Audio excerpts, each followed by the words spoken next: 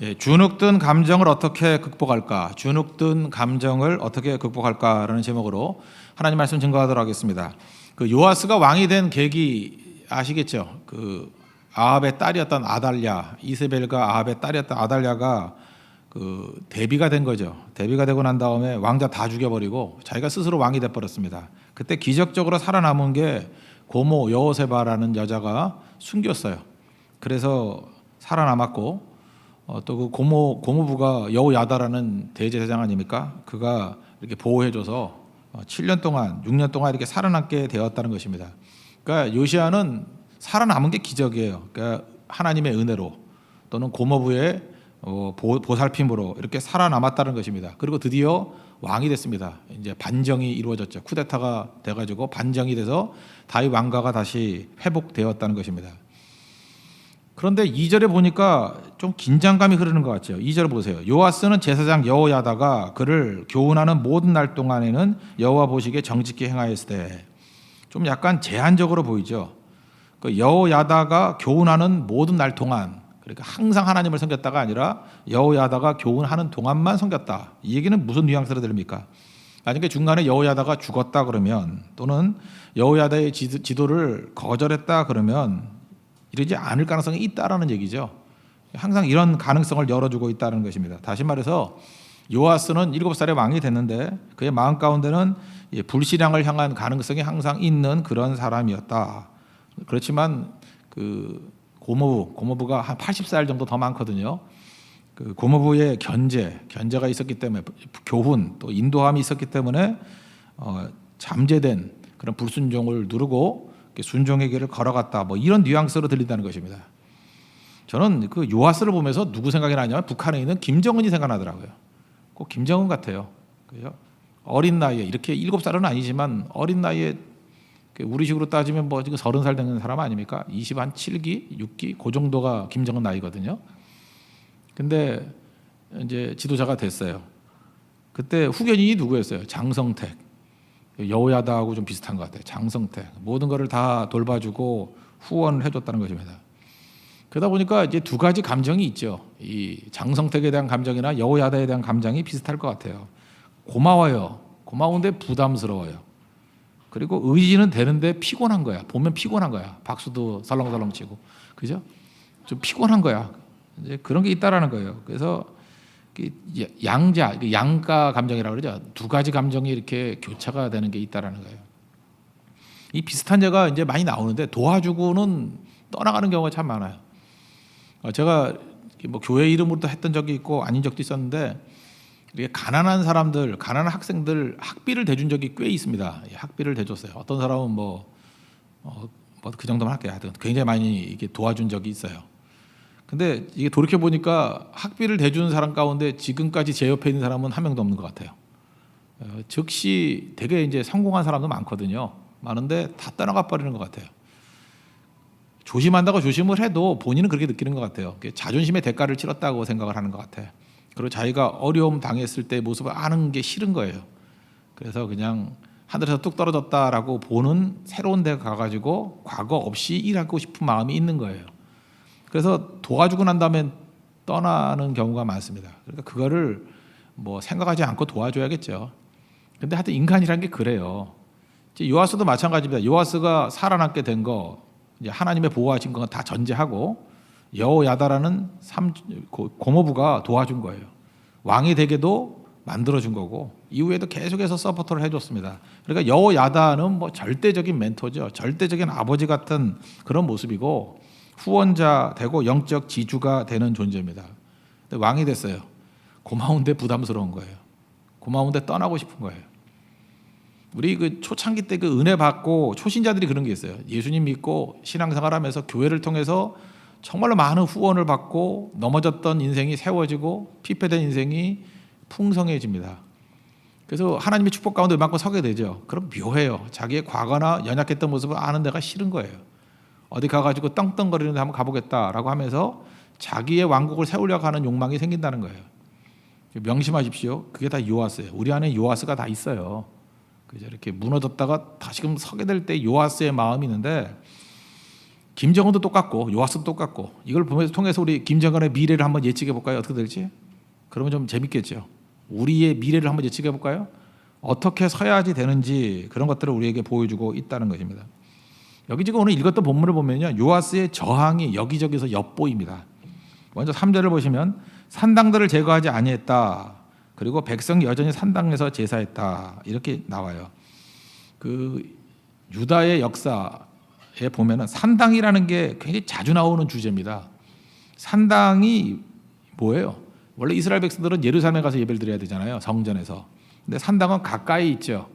그래서 예루살렘까지 가는 게 불편하니까 그냥 산당 만들어 놓고 가까운 데서 예배 드리자라고 하는 마음들이 있었다라는 거예요. 이건 다시 말해 뭐예요? 편의성. 편의성이라는 것이 중요한 주제였다는 것입니다. 그래서 산당이 없어지질 않아요. 왜냐하면 이건 민심이거든요.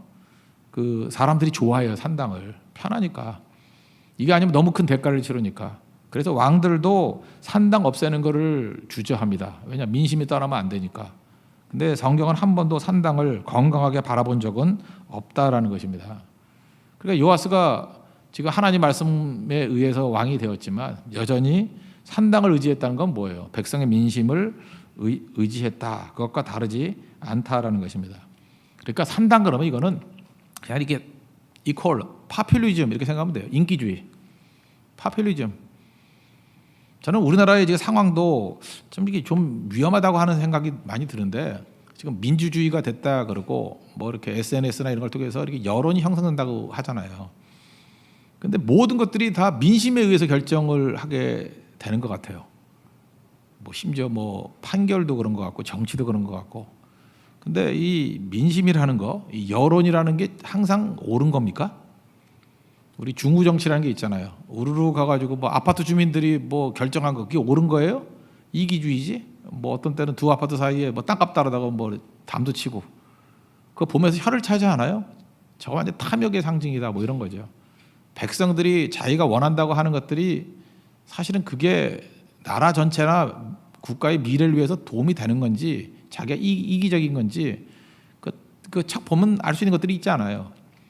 근데 이게 심해지면은 민심이라는 것은 성경에 의하면 그리 하나님의 뜻에 맞은 적이 없어요. 그래서 다수결에 의해서 하나님의 뜻을 떠난 적이 많지 다수결이 하나님 앞에 순종했던 적은 큰 부흥기 몇 차례 빼놓고는 거의 없다라는 것입니다. 그래서 여러분도 민심 믿지 마십시오. 이 죄인들이 모여있는 민심은 죄성이에요. 제대로 갈 리가 없다고요. 그러면 성경은 민심을 별로 좋은 걸로 여기지 않아요. 민심보다 훨씬 중요한 게 뭐죠? 옳음과 기준이에요. 그 옳음과 기준은 언제나 말씀이었습니다. 그래서 하나님 말씀이 선포되면 민심하고 부딪혀 버려요. 그죠? 그런데 그 민심이 회개하고 돌아올 때 부흥이 일어났다 이렇게 얘기하는 거지. 민심을 맞춰 가지고 태평성대가 온 케이스는 없습니다. 사울은 민심을 추구했어요. 그래서 망했어요. 다윗은 하나님의 말씀을 기준으로 삼았어요. 그래서 영원한 기준이 되는 왕이 되었다는 것입니다. 그래서 여러분들 잊지 말아야 될 게 뭐냐면 민심 따라다니면 안 됩니다. 무엇이 옳은 것인가 기준인가 그 말씀을 따라가는 것이 옳다라는 것입니다. 그런데 이제 한마디로 묘사할 때 요아스는 하나님의 뜻에 의해서 세워진 왕인데도 불구하고 그런 산당을 유지했다. 이건 뭐예요? 그 민심에 의해서 흔들리는 기준이 있었다. 이걸 갖다가 우리에게 암시해주고 있다는 것입니다. 오늘 이제 요아스를 통해서 이제 크게 두 가지 살필 건데 첫 번째 주제는 이거예요. 여호야다를 통해서 만난 하나님이지만 나의 하나님을 만나야 된다는 거예요. 여러분도 마찬가지입니다. 나의 하나님을 만나야 된다. 내가 만난 하나님. 그러지 않으면은 근본부터 흔들리게 된다는 것입니다. 어찌 보면요, 요아스는 7살에 왕이 됐지만 정치력이라 그러죠. 이 정치력이 좀 있었던 똑똑한 왕이었습니다. 바보 멍청이는 아니에요. 똑똑했어요. 딱 보니까 지금은 왕이 됐지만 약간 허수아비죠. 실권은 누구에게 다 있어요? 여호야다에게 다 있고 제사장에게 있고 자기는 그들의 힘에 의해서 이렇게 세워진 거잖아요. 반정 공신들에 의해서 이렇게 세워진 거 아닙니까? 나이가 들었어요. 한 30살쯤 되니까 이제 자기 힘으로 왕권을 강화하고 싶은 생각이 들죠. 그래서 이제 우두커니 본 거예요. 어디를 통해서 왕권을 강화해야 될 것인가 보니까 어디나 약점은 있잖아요. 여러분도 그걸 잘 찾아요. 여러분의 힘을 만약에 길러야 된다고 생각하면 시간을 두고 관찰을 해야 돼요. 언제까지요? 관찰하고 관찰해라. 그럼 발견해요. 차이점은 이거예요. 어떤 사람은 관찰을 한 번 하고 발견하는 사람이 있어요. 관찰, 발견. 어떤 사람은 관찰, 발견. 어떤 사람은 관찰, 발견. 시간의 차이예요. 횟수의 차이예요. 패턴은 똑같아요. 관찰 이후에 아이디어를 찾는 거예요. 언제나 그렇거든요. 근데 이게 충분한 시간이 있었던 것 같습니다. 요아스가 관찰을 한 거예요. 어디서부터 풀어야 될 것인가 봤더니 성전수리라는 주제를 삼은 거예요. 성전수리. 지금 어떤 일이 벌어졌냐면 얼마나 명분이 좋아요. 지금 이 당시에는 솔로몬의 성전이 세워지고 난 다음에 한 100년쯤 됐거든요. 그리고 아달랴라는 그 아합의 후손이 와가지고 아주 난장판을 만들어놨어요. 성전을 갖다가 아주 쓰레기장을 만들어놔버렸어요. 그 명분도 있죠. 하나님의 영광을 위해서 성전을 수리해야 된다. 얼마나 명분이 좋습니까? 그러니까 명분을 이미 잡은 거예요. 그러니까 정치력이 있는 거죠. 그래놓고 모든 걸 다 동원해가지고 성전을 수리하자. 그래서 모든 헌금을 다 성전 수리하는 데 집중하자. 이렇게 얘기했어요. 이거 반대할 사람 아무도 없죠. 그런데 참 미묘한 거예요. 이전까지 제사장들은 아합에 의해서 바알의 제사장들에게 눌려 있었죠. 그래서 이 당시만 해도 핍박을 얼마나 당했습니까? 제사장들이 다 죽고 뭐 어려움 당하고 피폐해지고 이제 여호야다를 통해서 하나님의 그 섬기는 것이 이제 회복이 되고 약간 숨 돌리게 됐어요. 그럴 때 제사장들도 그런 마음이 있지 않겠어요? 이제 밥이라도 먹고 살겠구나, 숨이라도 돌리겠구나. 근데 또 돌리는 거예요. 너희들 그런 거 쓰지 말고, 그죠? 뭐 이렇게 재물 드린 거 제사장 나눠 갖지 말고 전부 다 몰수히 모아가지고 하나님의 성전 수리 먼저 하는 게 옳지 않으냐. 명분은 맞는데 제사장들이 현실적으로 따라주지 못하는 거예요. 그죠? 싫은 거예요, 사실은. 그래서 이건 얼마든지 공격할 수 있어요. 헌신이 부족한 제사장 이렇게 공격할 수도 있는데 제사장 입장에서 백보양보에서 보면은 야 이제 우리도 숨도 좀 돌려야 살 거 아니냐 이런 애매모호한 상황을 만들어 버린 거예요. 이게 요아스의 이 정치력이었다라는 것입니다. 그러고 난 다음에 쭉 보니까 23년 동안 아무런 수리를 안 하는 거예요. 그 왕이 되고 난 다음에 30살이 될 때까지. 그러니까 벌써 약점 잡힌 거죠. 이 요아스가 만약에 성전 수리를 한다 그러면 원래 누구하고 상의를 해야지 옳아요? 자기의 고모부인 여호야다하고 상의해야지 옳잖아요. 그런데 그렇게 안 해요. 여호야다를 배제시켜버리고 제사장에게 직접 얘기해버려요. 4절 보세요. 요아스가 제사장들에게 이르되 그러면서 성전을 수리하자 이렇게 나온다고요. 그러니까 여호야다를 물먹인 거죠. 그죠? 그러고 난 다음에 제사장들도 견제하는 거예요. 너희들 쓰는 거 나중에 하고 성전 수리가 우선이 아니냐. 그러니까 바알 종교에서 이렇게 핍박을 받았던 사람들 이제 좀 살림 피려고 할 때 못하게 만드는 거예요. 그러니까 이거는 되는 일이 안 되는 일이에요. 잘 안 되게 되는 일을 명분을 갖고 이렇게 던진 거예요. 이건 항상 선동을 하는 사람이 쓰는 방법이에요. 명분을 옳아요. 당연한 건데 실질적으로 그렇게 하기가 쉽지 않은 상황이 되는 거. 그렇지만 못한다고 말하기에도 너무 힘든 상황. 그래서 이런 어정쩡하게 명분을 잃어가는 상황을 만들어 놨다라는 것입니다. 그리고 난 다음에 6절을 보십시오. 요아스 왕 제23년에 이르도록 제사장들이 성전에 파손한 데를 수리하지 아니하는지라. 이건 뭐 당연하죠. 그죠? 이건 두 가지로 생각할 수 있어요. 이게 중요한 명분인데 안 할 리가 없잖아요. 그러면 안 할 또 다른 명분이 있든지 그런 건 없어요. 또 하나는 뭐예요? 더 큰 힘이 있기 때문에 그런 거죠. 그러니까 현실적으로 정치를 했던 여호야다는 지금은 왕은 저렇게 얘기하지만 저 철없는 놈이야. 아직은 그럴 상황이 아니고 좀 더 시간이 필요해. 그러면서 여호야다가 이게 뒤에서 좀 보호를 해준 것 같아요. 그러니까 점점 시간이 가면 갈수록 여호야다를 비롯해서 제사장들이 명분을 잃어가는 거죠. 이게 정치예요. 요아스는 이거를 노린 거예요. 그러고 난 다음에 마지막에 꽝 때리는 거죠. 때리는 내용이 뭡니까? 여호야다와 요아스의 이제 정치 싸움이에요. 나이는 80세 정도 차이가 나는데 요아스 왕이 제사장들을 불러놓고 여호야다를 불러놓고 혼내기 시작합니다. 책망하기 시작해요. 그죠? 그 김정은 같죠? 네 꼴이 뭐야? 막 이러면서 막 이렇게 되는 거예요.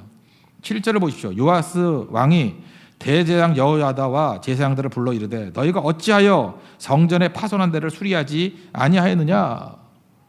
이거는 왜 명령대로 안 하느냐? 명분도 서고 왕의 명령에 대해서 불순종한 게 돼버리고 하여튼 이렇게 좀 난처하게 만들어 버렸다는 거예요. 다시 말해서 왜 돈만 받고 수리 안 해? 나쁜 사람 만들어 버리는 거죠. 사실 이게 관례였는데, 그죠? 그렇게 하는 게 관례였는데 이렇게 나쁜 사람 만들어 버리는 거예요. 그래서 제사장 세력들로 하여금 모욕적이 되고 반감을 갖게 만들고 그렇게 돼 버렸다는 거예요. 여기서 8절에 제사장들이 좀 화가 난 것 같아요. 제사장들이 다시는 백성에게 은을 받지도 아니하고 성전 파손된 것을 수리하지도 아니하기로 동의하니라. 이게 지금 별거 아닌 것 같이 보이지만 성전이 지금 회파돼 있어요. 그럼 수리하면 주도구를 누가 해야 돼? 사실은 제사장들이 해야 되는데 자기 집이잖아요. 자기가 머무르 집이잖아요. 그런데 우리는 세금도 안 받고 헌금도 안 받고 수리도 안 해. 그러니까 무슨 얘기예요? 요와서 너 잘났으면 네가 다 해. 그런 거예요. 이거는 완전히 정신적인 파국이에요. 그죠? 완전히 갈라서게 되었다는 것입니다. 그러니까 이건 기회죠. 제사장들이 이렇게 화를 내면 안 되는데 화가 나가지고 네가 다 해먹어 그랬다는 거예요. 제사장들이. 그랬더니 요아스가 했던 일이 뭐냐? 아주 공명정대하게 모든 들어오는 헌금을 공명정대하게 투명하게 처리했다라는 거예요. 다 보는 데서 헌금 넣게 하고 헌금 계수도 투명하게. 그 9절 한번 보십시오. 제사장 여호야다가 한 궤를 가져다가 그것의 뚜껑에 구멍을 뚫어 여호와의 전문 어기 오른쪽 곧 제단 옆에 두매 여호와의 성전에 가져오는 모든 은은 다 문을 지키는 제사장들이 그 궤에 넣더라. 그 다음에 이에 그 10절 이에 그 궤 가운데 은이 많은 것을 보면 첫째 왕대표 왕의 서기 그리고 대제사장이 올라와서 여호와의 성전에 있는 대로 그 은을 계산하여 봉하고 그러니까 뭐 전혀 사람 손 타지 못할 정도로 공명정대하게 만들었다는 것입니다. 그러고 난 다음에 필요한 지출은 직접 다 해버렸어요. 중간에 손 못하도록. 그러니까 백성들이 볼 때 야 역시 깨끗해. 저렇게 깨끗한 왕이 어디 있어. 이거는 완전히 투명한 행정을 하고 있는 거야. 그걸 하면 할수록 지금 뭘 얘기를 하고 있는 거예요. 제사장이 썩었어. 사실 그렇게 썩은 게 아니었거든요. 우리 율법에도 나오잖아요. 그 성전에 나오는 것 같고 제사장들이 먹고 사는 건 당연한 거예요. 당연한 거를 썩은 것 같은 이미지로 잠깐 막 만들어 가는 거예요 지금. 이게 요아스의 정치력이었다는 것입니다. 사실 백성들은 뭐 잘 모르니까 이거 따라갔겠죠. 그죠? 이 긴장감 속에서 이런 일들을 계속해서 행했다라는 것입니다. 그러니까 이제 요아스와 여호야다의 마음 가운데는 이 충돌이 일어나는 거죠. 여러분 자신에게 한번 놓고 봐요. 우리 마음 가운데는 하나님의 은혜 가운데 여기까지 왔는데 순종하기 싫은 것도 있거든요. 그죠? 뭐 예를 들어 다음 주에 고성성교 가자 그러는데 피곤하죠. 그냥 쉬고 싶고 그냥 가족끼리 영화나 보고 뭐 이랬으면 좋겠죠. 그냥 뭐 새로 나온 영화 또 있다면서요. 뭐 그런 거나 보면서 그냥 이렇게 오붓하게 보내고 저녁이나 먹고 그랬으면 좋겠다라는 생각이 들어요. 근데 너무 다그친다는 게 싫은 거예요. 그러다 보면 자기가 원하는 길로 갈 수 있는 명분을 삼고 싶은 거예요. 제사장들이 닥달하니까 요아스가 오라. 그러면서 그냥 별 생각 없이 자기 편함을 위해서 이렇게 지지하는 경우도 있다는 것입니다. 이건 사실 우리 얘기예요. 이럴 때가 굉장히 많아요. 진리냐 아니냐 이게 중요한 게 아니에요. 그거를 선택해 버린다고요. 그런데 이런 영적 이해관계가 아니라 우리 삶에 이 모순들이 있거든요. 은혜는 있는데 뭔가 불편한 거. 사실 이거를 해소하는 힘이 예배에 있습니다. 누구나 다 마찬가지예요. 하나님의 은혜를 모르는 게 아니에요. 알지만 헌신이 쉬운 건 아니라고. 근데 그 갭이 이렇게 벌어져 있거든요.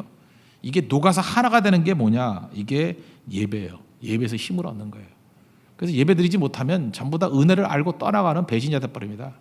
하나님의 은혜를 알고도 떠나가 버리는 요아스 같은 이런 일들을 행하게 된다라는 거예요. 그래서 예배가 우리의 그 불순물들을 녹여버리는 그리고 말씀과 삶의 괴리를 이게 녹여서 하나 되게 만드는 힘이 있다는 것입니다. 그래서 여러분 이렇게 생각해봐요. 예배 떠난 사람들이 있죠. 예배를 한 3주 4주 떠난 사람들 다시 만나보면요 전부 다 그 가룟 유다 비스무리한 사람 다 돼 있어요. 왜냐하면 자기의 있는 모습을 합리화시키기 위해서 꼭 그런 얘기 나와요. 교회 타락상 뭐 이런 거 얘기해. 목사가 썩었어, 교회가 썩었어 이런 소리 해요. 왜? 그래야 자기의 그 모습이 합리화될 수 있으니까. 그런 구도를 만드는 거예요.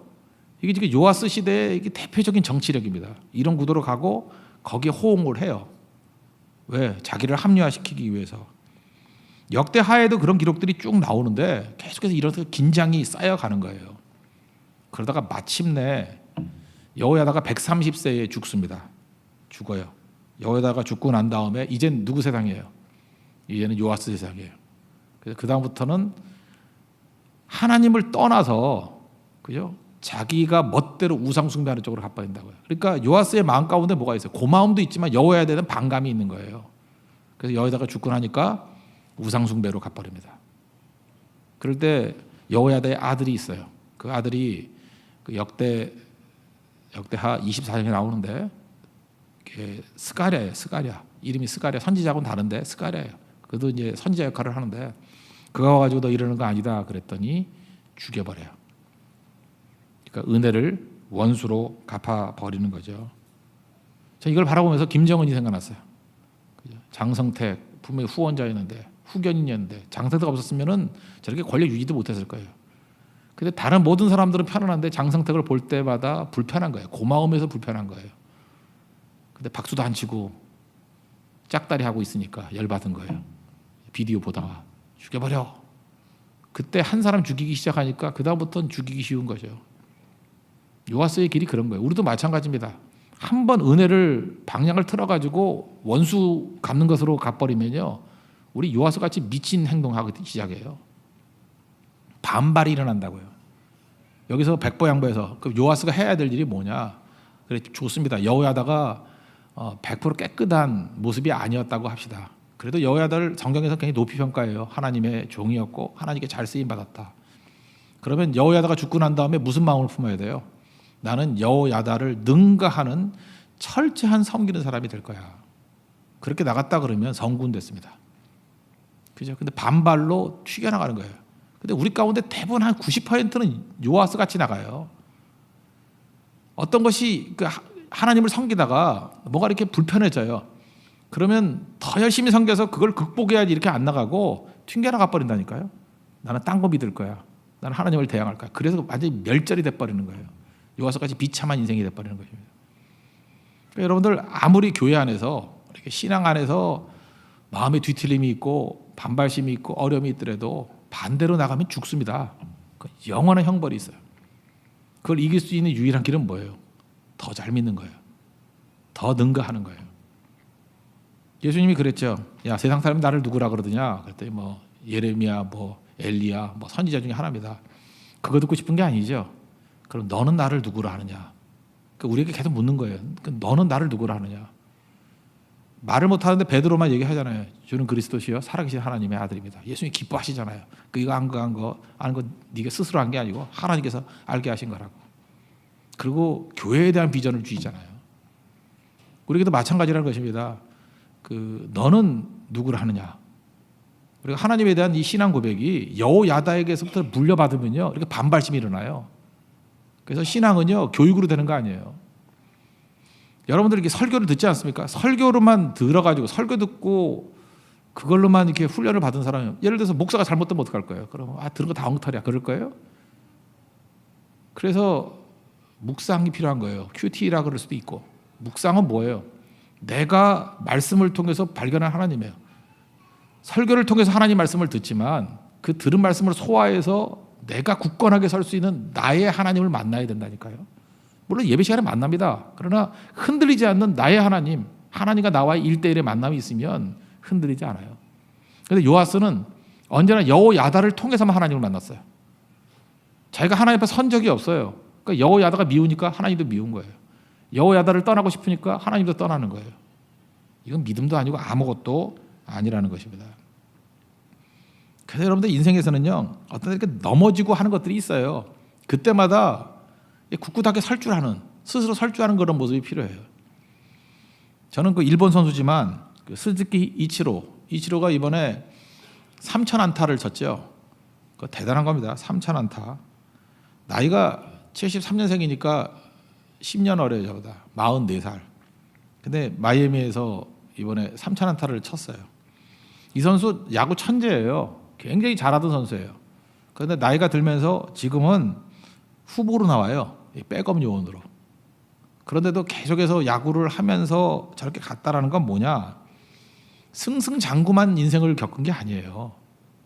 이제 쇠락해 가는 것들을 받아들이고, 이 사람은 야구를 좋아한대요. 자기는 야구를 좋아하고 야구를 즐기고.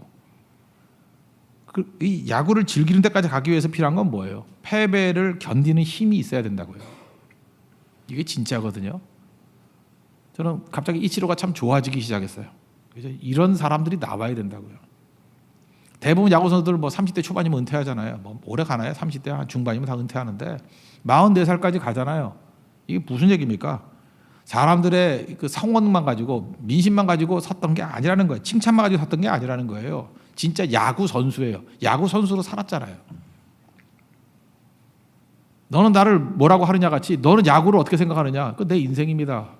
이런 게 참 멋진 거라고요. 이런 사람 흔들리지 않아요. 뭐 비난은 몇 마디 말에 흔들리는 게 아니라고요. 야구 선수도 이럴진데 우리 신앙이야 말할 것도 없겠죠. 여러분 다시 얘기하지만 요아스가 남 얘기가 아니라니까. 다 우리에게 우리 은혜 받아가지고 여기까지 섰잖아요. 은혜로 왕된 사람에 우리도 그렇잖아요. 은혜로 여기까지 섰어요. 근데 은혜 준 그 힘이 어느 순간이니까 불편해지는 거예요. 껄끄러워지는 거예요. 여러분 하나님의 축복 가운데 서게 되면 나중에 하나님이 좀 안 봤으면 좋겠다 그런 상황이 와요. 그때마다 그거 의지해가지고 이렇게 정치적인 타협으로만 가려 그러면 나중에 자기 욕심이 생길 때 다 버려버린다니까요. 이 패턴이 뭐냐면 예수님 10년 15년 믿고 난 다음에 잘 되니까 교회 떠난 사람들 그 다 요아스예요. 다 이런 패턴. 이 유혹이 다 와요. 그때 나의 하나님을 찾아야 된다니까요. 방향을 다시 틀어야 됩니다. 그래서 반항과 저항은 다른 거죠. 반항은 뭐냐 하면 반대 방향으로 가는 거예요. 반항. 원래 하나님의 뜻이 있으면 반항하는 거예요. 반대쪽으로 하지 이런 거. 저항은 뭐냐? 하나님을 향해서 나아갈 때 장애가 있을 때 뚫고 나가는 게 저항이에요. 우리는 반항자가 아니에요. 프로테스트 하는 사람들, 프로테스탄트 그러잖아요. 우린 저항하는 사람이에요. 저항. 하나님을 향해서 저항해 가는 거예요. 어찌 보면 내가 믿음 생활을 할 때 여호야다가 저항의 대상이 될 수도 있어요. 훌륭한 분이지만 그걸 극복해야 될 상황이 올 때도 있어요. 그럼 그걸 극복해서 가는 거예요. 그래서 우리는 어떤 자극이 오든 간에 평탄한 자극이 오면 그것 때문에 더 빨리 가는 거고 오히려 믿음의 장애가 되는 자극이 오면 그거를 뛰어넘어서 내가 직접 하나님을 만나는 거예요. 그래서 좋은 스승이 있으면 본받아야 되고 나쁜 스승이 있으면 반면교사로 삼는 거예요. 나 저렇게 안 해야지. 그게 요아스가 승리하는 길이에요. 우리 가운데 그런 일은 항상 벌어지게 된다는 것입니다. 핑계댈 수 없습니다. 나는 잘못된 환경을 만났기 때문에 잘못된 사람들을 만났기 때문에 삐뚤어져 갈 수밖에 없어요. 그건 완전 핑계예요. 결국은 요아스 이러다가 비참한 최후를 맞이하잖아요. 나의 하나님을 만나십시오. 나의 하나님. 내가 만난 하나님이 있어야만 반드시 승리할 수 있다라는 것입니다. 그런 사람은요 주변에서 뭐라고 방해 얘기하고 뭐라고 뭐 쓰레기 같은 소리를 들어도 흔들림이 없는 굳건한 종이 된다는 것입니다. 그리고 세상은요 제가 얘기했잖아요. 여호야다 그리 나쁜 사람 아니에요. 훌륭한 제사장이에요. 근데 요아스가 아주 나쁜 놈들 만들어 버리잖아요. 사실 별거 아닌 건데 그걸 꾸준히 만들어 가지고 마치 제사장이 하나님의 성전 수리 안 하고 돈 띄어먹는 것 같은 구도를 만들어 버려요. 이건 정치하는 사람들이 하는 일이에요. 항상 이거에 속으면 속은 사람만 손해예요. 이런 거는 얼마든지 만들어낼 수 있다는 거. 문제는 뭐냐? 이런 작업이 있는지 없는지 잘 몰라도 괜찮아요. 뛰어넘어서 나의 하나님 만나면 흔들림이 없는 견고한 신앙 가운데 서게 된다는 것입니다. 그런 승리를 맛보는 믿음의 종 되기를 바랍니다. 그 다음 단계인데 이게 두 번째인데요. 두 번째는 중심이 무너지면 다 무너진다는 것입니다. 잘 보세요. 지금 요아스가 이제 꾼이에요. 꾼. 꾀로 말미암아 이제 정치력으로 여호야다와 그의 세력들을 무너뜨렸어요. 그러면 자기가 나의 하나님께서 하나님을 만나고 갔으면은 중심이 안 흔들 건데 이거는 하나님을 버리는 방향, 그러니까 반항하는 방향으로 왕권을 강화한 거예요. 그러니까 왕권은 쥐었지만 아무것도 없는 사람이에요. 중심이 없는 사람이에요. 중심은 예배거든요. 여러분 예배를 떠나서 내가 원하는 걸 얻을 수도 있어요. 얻었지만 그 사람은 한 번만 위기가 오면 그냥 우르르 무너집니다. 멘탈 붕괴라 그러죠. 이 멘탈이 약한 사람은 아무것도 안 돼요. 오늘도 그 펜싱 선수 얘기했잖아요. 그죠? 10대 14로 지고 있었는데 한 점만 뺏기면 끝나는 거예요. 근데 에페는 전신을 다 공격할 수 있어요. 그래서 아무데나 찌르고 서로 찔러도 점수가 올라가요. 그래서 이게 어려운 건데 나는 할 수 있다, 할 수 있다 되새기면서 승리하잖아요. 그 왜 가능한 거예요? 정신력이에요. 굉장히 강한 정신력. 근데 중심을 잃어버리면요, 정신을 다 잃어버리게 된다는 것입니다. 지금 요아스가 어찌 보면 겉으로 보면 승리했어요. 그죠? 대단한 구도를 만들어 가지고 여호야다라는 거대한 산맥을 무너뜨린 사람이에요. 되게 똑똑하죠. 근데 예배를 떠난 모습으로, 하나님을 떠난 모습으로, 중심을 떠난 모습으로 이런 일을 했다는 거예요. 오늘 샘플 딱 하나를 드는 거예요. 한 가지 어려움이 오니까 우르르 무너지더라요. 여러분, 하나님 떠나가지고 성공했다 그러는 사람들이 한 방에 훅 갑니다. 갑자기 자살해버리고요, 갑자기 무너져버리고요, 갑자기 미친 짓 해버리고. 왜요? 심령이 약해지면은 견디질 못하는 거예요. 오늘 그 샘플을 보여주는데 17절 한번 보십시오. 그때에, 이 그때라는 건 뭐냐 하면은 여호야다가 죽고 그의 아들 스가랴까지 죽여버릴 그때예요. 아람 왕 하사엘 아시죠? 엘리야가 기름 부어서 세운 왕 하사엘이 올라와서 가드를 쳐서 블레셋을 쳐서 점령하고 그 여세를 몰아서 예루살렘을 향하여 올라오고자 함으로, 그냥 올라왔다가 아니라 올라오고자 했다. 여기서 알 수 있는 게 뭐예요? 선전포고한 거예요.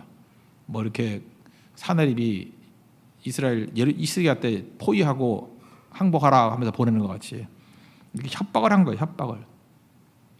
요아스가 이 상황에서 어떤 모습을 보이느냐? 요아스는 어떤 사람이에요? 머리 좋은 사람, 여호야다 같은 대단한 세력을 물리치고 왕권을 강화했던 대단한 왕, 성전 수리를 매개로 해서 제로에서부터 100을 이룬 왕, 대단하죠.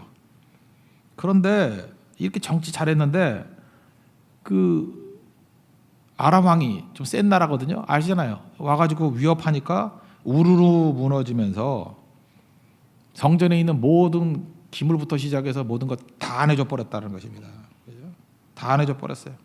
18절을 보십시오. 유다왕 요아스가 그의 조상들 유다왕 여호사밧과 여호람과 아하시야가 구별하여 드린 모든 성물과 자기가 구별하여 드린 성물과 여호와의 성전 곡간 이거 뭐 다 아람 왕 하사엘에게 줘버리고 항복해 버렸다는 거예요. 이게 왜 그래요? 중심이 무너지니까. 여러분, 사람이 강하다는 게 뭔지 아십니까? 제가 이제 목사 얘기부터 할게요. 목사가 강할 때가 언제냐? 목사가 강할 때 뭐 대단한 힘 가지고 있는 게 아니라 목사다울 때 제일 강한 거예요. 아무것도 없다 할지라도 하나님의 뜻을 붙들고 하나님 말씀을 증거하는 일에, 옳은 일에 하나님이 원하시는 방법대로 충성을 다하면 제일 강해요. 세상이 덤벼도 죽으면 되는 거예요. 진짜 무서워요. 선생님이 제일 강할 때가 언제인지 알아요? 선생님 다울 때예요. 학생들을 사랑하고, 그죠? 자기 뭐 정치적인 색깔, 자기 이익 이런 거 아니고 꼭 필요한 가르쳐야 될 내용만을 가르칠 때 온갖 핍박과 어려움이 온다 할지라도 그거 지키고 있으면 제일 강한 거예요. 그래서 그 시대마다 진짜 양심범들 있죠. 진짜 양심범들이 제일 무서운 거예요. 그래서 간디가 무서운 거예요. 간디를 털어봐요. 거기서 인류 애적인 부분을 놓고 볼 때 흠잡을 데가 없잖아요. 뭐로 공격할 거예요? 죽일 수는 있지만 칼 들고 총 들고 있는 사람이 무서운 거예요. 이 죽이면 다 뒤집어 쓰거든. 그게 제일 무서운 거예요. 교회가 강해진다는 건요, 뭐 숫자가 많이 늘고 커다란 건물 짓고 뭐 이런 거 아니라고 생각합니다. 교회는 하나님의 뜻만을 바라보고요, 사심이 하나도 없고 하나님 나라 확장을 위해서 충성을 다하는 거예요. 오늘 어떤 초신자분이 그런 거 물어보세요. 마태복음 6장 33절의 말씀이 뭐냐고, 그의 나라와 그의 의를 구하는 게 뭐냐고. 바로 그겁니다. 하나님의 뜻과 하나님의 계획에 인생을 거는 거예요. 전혀 사심 없고 다른 방법을 의지하지 않냐고. 그때가 교회가 제일 강하고 성도가 제일 강합니다. 사실 우리가 언제부터 약해져요? 내 욕심이 들어갈 때부터 약해지는 거예요. 죄가 들어가면 제일 약해지는 거예요. 그래서 우리가 해야 될 일이 뭐예요? 철저한 회개가 우리를 강하게 만들고. 우리 다 죄인이에요. 자꾸만 죄에 오염 돼요. 마귀는 우리를 무너뜨리기 위해서 자꾸 죄짓게 만들어요. 죄로 이렇게 공못 만들어 버리는 거예요. 그럼 힘이 다 빠져버려요. 아무것도 없어도 괜찮아요. 당당함. 그죠? 그게 우리의 힘이 될 수 있다는 것입니다. 어린아이도 이길 수 있어요, 그건. 근데 요아스는 그게 없어요. 정당성이 없어요. 그러니까 모든 걸 다 가지고 있더라도 우르르 무너지더라. 한마디로 얘기해서 가짜는 힘이 없다. 가짜는 힘이 없다. 진짜 되는 게 우리에게 꼭 필요하다는 것입니다. 저는 이 요아스가 성경에 이게 병행 구절이 이제 역대하 24장에 나오는데 역대하 24장은 약간은 좀 조롱하는 것 같아요. 지금 아람하고 하사엘이 왔는데 우리는 아람 그럼 무조건 대군이라고 생각하잖아요. 대군을 몰고 와서 쫄아가지고 항복했다 이렇게 생각하는데 역대하 24장 25절 제가 읽어드릴게요. 24장 24절 이 병행 구절이에요. 아람 군대가 적은 무리로 왔으나 실질은 유다의 군대가 더 많았대요. 근데 적은 군대로 왔으나 여호와께서 심히 큰 군대를 그들의 손에 넘기셨으니 그러니까 요아스 군대가 더 많았어요. 근데 쫄아가지고 항복한 거예요. 이는 유다 사람들이 그들의 조상들의 하나님 여호와를 버렸음이라. 이와 같이 아람 사람들이 요아스를 징벌하였더라. 하나님께서 징벌하는 방법 중에 하나가 뭐냐 하면 마음을 콩알만큼 만드는 거예요. 그죠? 다 갖추고 있어요. 뭐 군사력도 갖추고 있고 돈도 갖추고 있고 뭐 모든 것 다 갖추고 있는데 마음이 콩알만 해가지고 깨지는 거예요. 그래서 옆에 있는 사람들 보면은 혀를 차는 거야. 이해를 못해. 오늘도 우리나라 선수한테 저는 그 헝가리 선수 보니까 그냥 이렇게 방어만 하다가 툭 찌르면 이기는 건데 그 금메달을 못 따기가 힘들대요. 근데 그렇게 돼버리잖아요. 이유가 뭐예요? 자기 끝나고 난 다음에 그러더라고요. 자기 마음이 작아져가지고. 여러분도 마찬가지예요. 마음이 작아지면요 그냥 바보 되는 거예요. 바보 되는 거. 하나님의 성령께서 우리에게 은혜를 주시면 특징이 뭔지 아십니까? 특징이 이런 거예요. 절대 서두르지 않아요. 이 서두르고 있다라는 건 벌써 그 징벌이 그 자체가 막 죄지면 서두르게 돼 있어요. 그리고 당황해요. 막 당황해가지고 어쩔 줄을 몰라하고. 근데 하나님의 성령께서 임하게 되면 완전한 샬롬을 줘요. 서두르지 않고 당황하지 않고 눈앞에 엄청난 푸른 뿔이 있다 할지라도 초연한 거예요. 어떻게 저런 평안이 임할 수 있을까? 하나님이 주시는 절대 평안이에요. 여러분 하나님의 말씀을 떠나면요 하나님을 떠나는 그 순간에 우리 마음이 콩알매해지니까 특징이 뭐냐? 맨날 오해해. 맨날 오해. 그 오해가 은사인 사람들, 그 하나님 떠난 사람들이에요. 그 맨날 오해야. 그리고 맨날 화가 나 있어. 화가 나가지고 팔짱 끼고 있고 뭐 이렇게 째려보고 있고. 그냥 남들 다 웃고 있는데 혼자서 이상한 분위기 있고 밥맛 떨어지게 진짜 밥맛 더럽게 만들고. 그럼 맨날 상처받았대. 상처받았다. 뭐 맨날 잠수 탔다가 며칠 있다 오고. 그죠? 그리고 겁도 많아. 맨날 겁먹고. 이게 왜 그런지 알아요? 이 마음이 콩알만해져서 그래요. 그게 심판이라니까요. 오늘 그러잖아요. 여호와를 버렸기 때문에 하나님께서 그런 마음을 주셨다고. 제가 그 우울증 그 담당하는 그 뭐 강의하는 분이에요. 그분이 그래요. 우울증이 뭐냐? 우울증이 우울하지 않는 게 한 번도 우울하지 않는 게 그게 건강한 게 아니래요. 그러니까 예를 들어서 우울할 수밖에 없을 때 우울한 거는 정상이래요. 그렇죠? 그렇잖아요. 내가 이게 맛있는 거 먹으려고 그랬더니 식당에 이제 두 끼 굶고 갔더니 정말 맛이 없는 스파게티가 나왔어. 그럼 우울해져. 그거 우울증 아니에요? 막 우울해져. 우울해. 대만 상가 갔다 왔는데 김치찌개 끓여줘 그랬더니 대만에서 그렇게 먹었더니 다시 중국식 또 나와. 그거 우울해져. 이거 아닌데. 그죠? 내가 제일 먹기 싫은 거 뭐 이런 거 갖다 놓고 있으면 우울해져. 그걸 우울증 그러지 않아요. 그건 당연한 거예요. 우울한 거예요. 소개팅 나갔는데 이상한 남자가 나왔어. 우울해. 뭐 이런 게 나왔어. 에이씨 이러는데 그거 우울증 아니에요. 그거 누구나 다 그럴 수밖에 없는 거죠. 그죠? 자기 스타일이 아닌 사람이 나오면. 근데 우울증의 특징이 뭐냐 하면요. 우울하지 않아도 될 때 우울한 거래요. 그게 우울할 게 아닌데 우울한 거고요. 그 다음에 우울할 수 있어요. 조금만 우울해도 될 걸 끝없이 우울해하는 거래요. 내가 진짜 이상한 사람 봤다니까요. 나이가 50이 넘었는데 꽤 된 얘기예요. 50이 넘었는데 그때는 대학 입시가 학력고사였어요. 학력고사 몇 점 못 받았다고 그거 막 괴로워하는 분 봤어요. 그 완벽한 죽을 놈의 우울질이에요. 그거. 지금 몇 년 전 얘기를 아직까지 그것 때문에 아쉬워하고 있어요. 다 지나가 버릴 일인데. 그리고 마귀가 우리 마음을 콩알같이 만들어가지고 그냥 잠시 끝내야 될 걸 계속 끌고요. 그래서 악령이 역사하게 되면요, 그냥 뭐 예를 들어서 남녀지간에 교제할 때도 우리 형제들이 저한테 맨날 호소하는 게 그거야. 아, 미치겠대. 그거 갖고 한 일주일을 괴롭힌대. 그거 우울질이야. 헤어져야 돼 그거. 그거 만날 필요가 없어 그거. 미쳤어. 정신병 걸리게. 그 별것도 아니거든요. 말 한마디 해가지고 야 너 왜 그래 뭐 이렇게 말 실수할 수 있잖아요. 그러면 그건 반나절용이에요. 그냥 밥 한 끼 먹고 해결하고, 그건 짜장면 두 그릇 먹으면 해결되고, 이제 탕수육 사주면 이제 해결될 문제인데, 이걸 일주일씩 끌어요. 그러면 이건 아주 굉장히 악한 영이 역사하는 거라고. 이건 바깥 하는 게 좋습니다. 바깥 하는 게. 근데 그렇게 좋은 애도 안 바깥 하는데, 바깥 하는 게 좋아요. 그게 그 평생 가요. 평생. 그게 왜 그러냐면 하나님께서 하나님을 향한 마음이 없기 때문에 이 마음이 넓어지는 게 아니라고요. 좁아져 가지고 과민하게 반응하는 거예요. 과민하게. 요아스가 그래요. 아람 왕 하사엘이 성경은 명확하게 고발하고 있잖아요. 네가 더 셌어. 그 얘기예요. 센 놈이 약한 놈한테 지고 있는 거예요. 타짜 같은 데다 봤죠. 두 끝밖에 안 돼. 몰라 섰다? 두 끝이야. 막 갖다 걸어. 상대가 쫄아서 땡인가 봐 그러고 죽었어. 알고 봤더니 9끝이 두 끝한테 진 거야. 그러면서 얼굴이 일그러지죠. 타짜 안 봤어요? 타짜 2 거기 나오잖아. 여러분들 도대체 영화도 안 보고 뭘 하시는지 모르겠지만 문화적인 인생이 되십시오. 그러니까 9끝이 두 끝한테 진 거하고 똑같은 거예요. 이게 마음을 쫄아가지고 쫄지 말아야 되는데, 그걸 얘기를 하는 거예요. 지금 타짜식으로 설명하는 거예요. 하사엘 두 끝이었어. 요아스 9끝이었어. 쪼다 같은 놈, 병신 같은 놈이죠. 병신 같은 놈.